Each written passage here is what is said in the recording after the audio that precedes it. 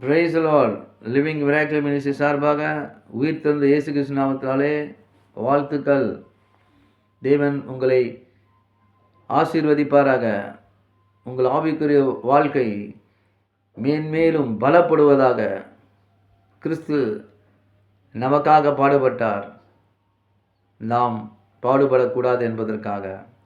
ஆம், அன்பு சகோதர சகோதரிகளே, தேவ பிள்ளைகளே, தேவனை அறியாத சகோதர சகோதரிகளே, வாலிப பிள்ளைகளே, இன்றைக்கு தேவன் வேத வசனத்தின் மூலமாக நம்மிடம் அவர் உறவாடுகிறார், பேசுகிறார். என் கிருபை உனக்கு போதும்,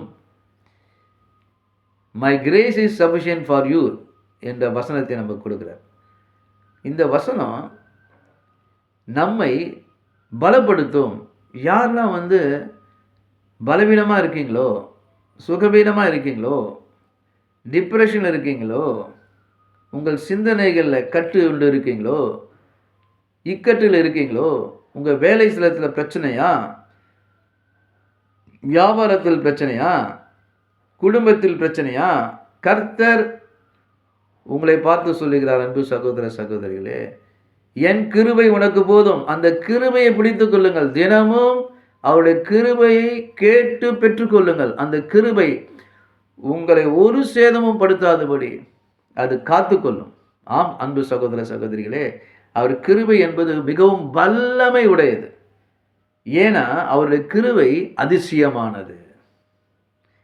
அவர் அதிசயமானவர். அதனால் அந்த அதிசயமான கிருபை நாம் பெற்றுக்கொண்டு வாழும் பொழுது உபத்திரம் வந்தாலும் அதை மேற்கொண்டு நாம் முன்னேறி செல்வோம்.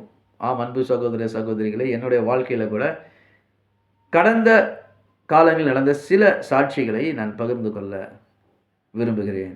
தேவனுக்கே மகிமை உண்டாவதாக. நான் ரட்சிக்கப்படாத காலத்தில், சிறு வயதில், வாலிப பிராயத்தில் செயின்ட் ஜான் ஸ்கூல் படித்து கொண்டு இருக்கும் பொழுது, அப்பொழுது எனக்குன்னு ஒரு சில குரூப் ஆஃப் ஃப்ரெண்ட்ஸ் இருப்பாங்க. ரொம்ப என்னை நேசிப்பாங்க, நான் அவங்களை நேசிப்பேன்.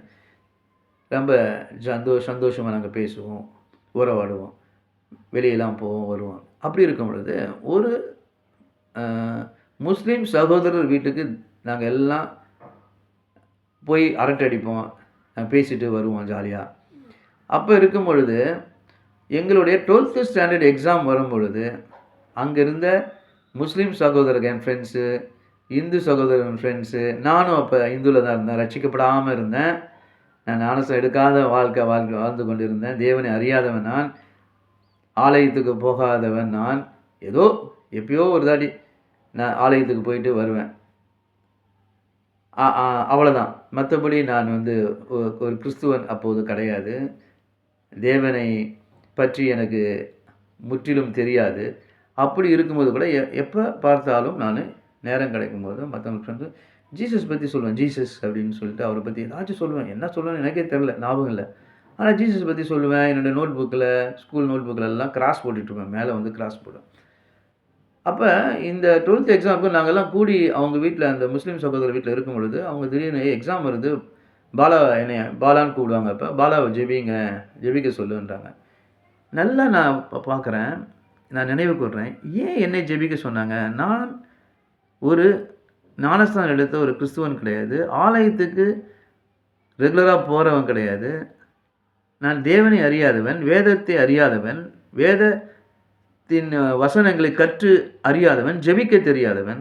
எப்படி இந்த தேவனை அறியாத அன்பு என்னுடைய சகோதர கிளாஸ்மேட்ஸ் என்னை ஜெபிக்க சொன்னாங்க? நல்லா பாருங்கள், இது ஒரு அதிசயம்தான். என்னை ஜெபிக்க சொல்ல, எனக்கு ஜெபிக்க தெரியாது, நான் ஞானஸ்நானம் எடுக்கலை, ஒரு கிறிஸ்துவ வாழ்க்கை வாழ்ந்து கொண்டு இருக்கலை, தேவனை அறியாதவன். அவர்கள் என்னை பார்த்து நீங்கள் ஜெபின்னு சொல்கிறாங்க. ஆனால் நான் ஜெபித்தேன். எப்படி ஜெபிச்சேன்னு தெரியல. ஆனால் ஏசப்பா இவங்களுக்கெல்லாம் எக்ஸாமில் பாஸ் பண்ணணும், நல்லா மார்க் எடுக்கணும்னு சொல்லி ஜெபித்தேன். பாருங்கள், ஒருத்தர் கூட ஃபெயில் ஆகலை. அதில் 5-6 பேர், அதுக்கு மேலே கூட இருக்கலாம், எவ்வளோ சரியாக தெரில, 5-6 பேருங்கள அந்த ஃப்ரெண்ட்ஸுங்க. அதில் சில முஸ்லீம் ஃப்ரெண்ட்ஸுங்க, மீதி இந்து ஃப்ரெண்ட்ஸுங்க எல்லாம் இன்றைக்கி அந்த எக்ஸாமில் அவங்க 12th நல்லா பாஸ் பண்ணி நல்லா மார்க் எடுத்து நிறைய பேர் ப்ரொஃபஷனல் கோர்ஸ் போயிட்டு இன்றைக்கி நல்லா அவங்க வாழ்க்கையில் நல்லா ஏர்ன் பண்ணி நல்ல ஒரு குடும்ப வாழ்க்கை, வெற்றியுள்ள வாழ்க்கையை வாழ்ந்து கொண்டு இருக்கிறாங்க. அப்போ பாருங்கள், அந்த 12th ஸ்டாண்டர்டில் பல வருஷத்துக்கு முன்னாடி படிக்கும் பொழுது அவங்க என்னை ஜெபிக்க சொன்னாங்க. அந்த ஜெபத்தை ஆண்டவர் கேட்டார்.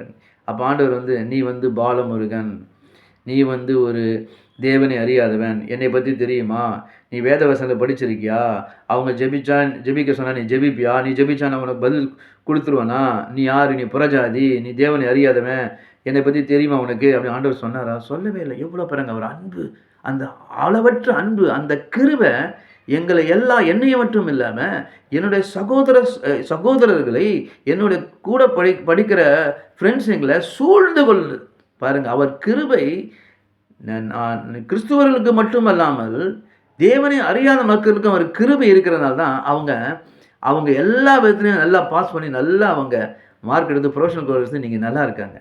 ஸோ என்ன நான் நினைவுக்கு வரேன்னா, எப்படி என்னை அவர்கள் ஜெபிக்க சொன்னார்கள், எப்படி நான் ஜெபிச்சேன், எப்படி இயேசு கிறிஸ்து நாமத்தால் நான் ஜெபிச்சேன், இதெல்லாம் நினைக்கும் பொழுது எனக்கு மிகவும் அதிசயமாக இருக்கிறது. அதுதான் அன்பு சகோதர சகோதரிகளே, தேவ பிள்ளைகளே, அவர் கிருபை நான் ரட்சிக்கப்படாத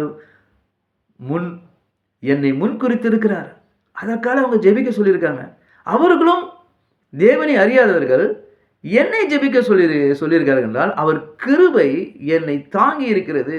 அப்போதே என்னை முன்குறித்ததை, இவன் ஒரு நாள் இவன் வந்து என்னிடம் வருவான், அவன் ஞானஸ்நானம் எடுப்பான், ஒரு திருச்சபைக்கு போவான், இவன் என் பிள்ளையாக வாழ்வான் என்று ஆண்டவர் முன்குறித்திருக்கிறார். நான் என்ன பாக்கியம் செய்தேன்.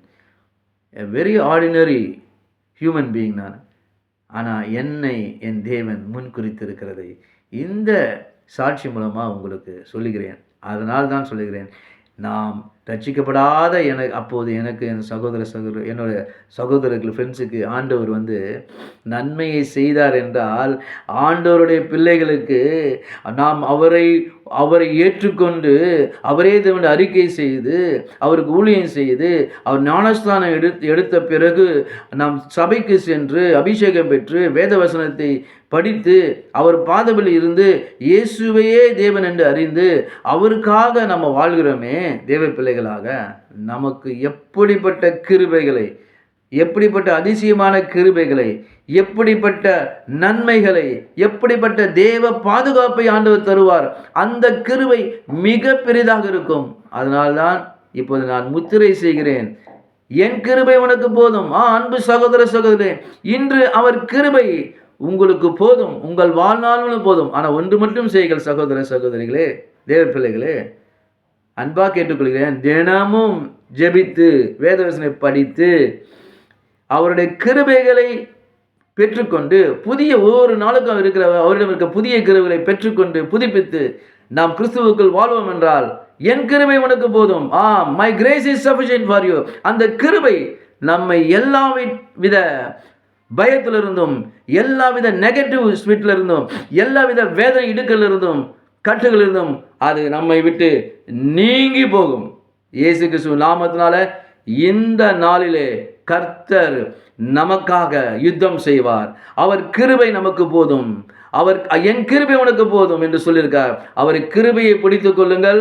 தினமும் ஜெபித்து அவருடைய மகா பெரிய அதிசயமான கிருபையிலே நீங்கள் வாழ்ந்து சுகித்திருக்கும்படியாக இன்று இயேசு கிறிஸ்து ஆனவர் நமக்காக அவர் இந்த வார்த்தை மூலம் பேசி நம்மை ஆவிக்குரிய அவருடைய சத்துவத்தாலும் பலத்தாலும் நம்மை பலப்படுத்தியிருக்கிறார். இந்த பலத்தோடு போங்க, இந்த பலத்தோடு நீங்கள் எல்லாம் செய்யுங்க. கர்த்தர் உங்களோடு இருப்பாராக, என்னோடு இருப்பாராக, அற்புதங்களை செய்வாராக. அவர் கிருபை நம் வாழ்நாள் நம்மை தாங்கிக் கொள்ளும். தேவனுக்கே மகிமை உண்டாதாக. இந்த தேவனே, இந்த ஐசப்பா, இந்த வார்த்தைகளை நீர் கேட்டீர், இந்த உண்மையுள்ள உயிருள்ள சாட்சி நீர் இவர்களுக்கு சகோதர சகோதரர்களுக்கு பகிர்ந்து கொள்ள எனக்கு ஒரு வாய்ப்பை கொடுத்தீர். என்னையும் பார்க்குற ஒவ்வொருத்தரையும் நீர் தாங்கிக் கொள்ளுங்கப்பா, ஏந்தி கொள்ளுங்கப்பா, உங்கள் கிருபையால் மூடி மறைத்து கொள்ளுங்க. என் கிருபை உனக்கு போதும் சொன்னீங்க ஐசப்பா. எங்கள் எல்லாத்துக்கும், இங்கே பார்க்குற ஒவ்வொருத்தருக்கும் உங்கள் கிருபை போதும். Your grace is sufficient for us. Amen. Thank you, God.